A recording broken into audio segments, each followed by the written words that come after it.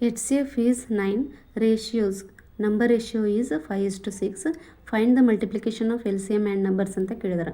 So ಇಲ್ಲಿ ನಾವು first L C ಎಮನ್ನು find ಮಾಡಬೇಕಾಗುತ್ತೆ.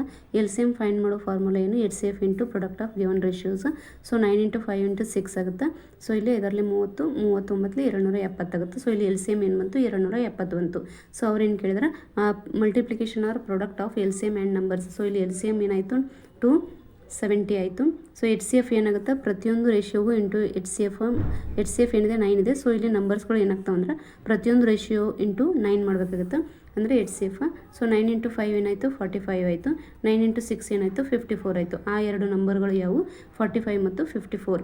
Next multiplication of L C M and numbers ಅಂತ ಕೇಳಿದಾಗ 270 × 45 × 54 ಅಂತ ಕೇಳಿದ್ರೆ, ಸೊ ಇಲ್ಲಿ 270 ನಾವು 9 × 3 × 10 ಅಂತ ಬರ್ಕೋಬೋದು. ಸೊ ಇಲ್ಲಿ 9 3 27 270 ಬರುತ್ತೆ.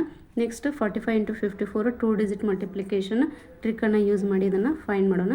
ಫಸ್ಟ್ 5 4 20 ಮಾಡಬೇಕು. ನೆಕ್ಸ್ಟ್ 4 4 16, 5 25, 25 16 ಏನಾಯಿತು 41 ಆಗುತ್ತೆ. ಸೊ ಒಂದು 4 ಕ್ಯಾರಿ ಬಂತು, ಇಲ್ಲಿ ಒಂದು ಕೆಳಗಡೆ ಬಂತು.